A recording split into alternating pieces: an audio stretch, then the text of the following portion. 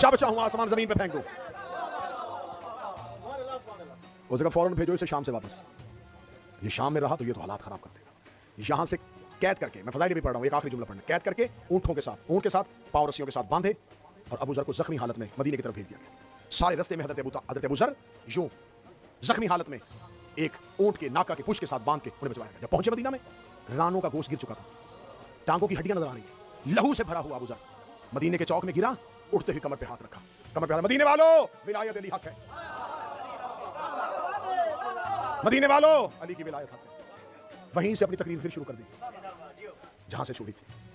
शहर बदले, मुल्क बदले, नजरिया नहीं बदला, मौकफ नहीं बदला। अबू जर अली पे पका रहा है। अबू जर ने घर छोड़ दिया, अबू जर ने वतन छोड़ दिया, अबू जर ने अपनों की बेवफाइयां देखी, अबू जर ने बड़े बड़े लोगों के मशवरे भी देखे।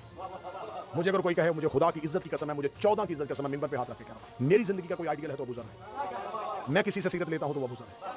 चंद रोज की जिंदगी है, अबू जर ने अली नहीं छोड़ा, सांसें अली की अमानत रखवा दी थी। मदीना में पहुंचा, कहने लगा अली की विलायत हक है, अली की विलायत हक है, अली की विलायत हक है। तीसरे खलीफा का दौर था। पता चला कि नबी का सहाबी वापस आ गया है। नबी का सहाबी वापस आया है।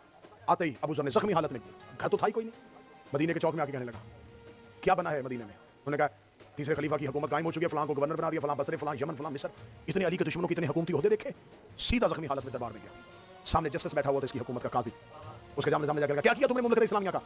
शराबियों को मुसलमानों की हुकूमत का हाकिम बना के भेज दिया, जिनको नबी ने शहरों से निकाला तो वापस बुलाया। काजी ने कहा इस लहजे में बात कर, मैं इस्लाम का काजी हूं। अबू जर ने जख्मी हालत में उसकी आंखों में आंखें डाल के शर्म कर, मैं मोहम्मद का सहाबी हूं। इस्लाम का काजी होना बड़ा होता है या मोहम्मद का सहाबी होना बड़ा होता है? कहां है तुम्हारा खलीफा? बुलाओ उसे, अबू जर मिलने के लिए आया। कमरे के अंदर सोया हुआ था, किसी ने कहा अबू जर आ गया। दरबार में कहा अबू जर अपना लहजा नरम कर, तुझे इसी सख्ती की वजह से हमने शाम भेजा था, तो फिर वापस आके वही बातें कर रहा है। अबू जर ने कहा मैं तेरे दरबार में इतने दरबारियों के सामने आके गवाही देने के लिए आया। तो किस चीज की गवाही? उसका लिखो दरबार के लोगों, मैं मोहम्मद का सहाबी हूं, मैं नबी का सहाबी हूं। इसमें से किसी को कोई उजर कि उसे मुझे मोहम्मद की सोबत में नहीं देखा? सारे दरबार ने कहा हम मानते हैं कि तू नबी का सहाबी है। उसका तुमने गवाही दी है मेरे सहाबी होने पे, मैं गवाही देता हूं कि अली वली है, अली मोहम्मद का जानशीन है, अली मोहम्मद का वसी है। मैं गवाही देता हूं उसने कदीर मन कुंतु मौला कहा था।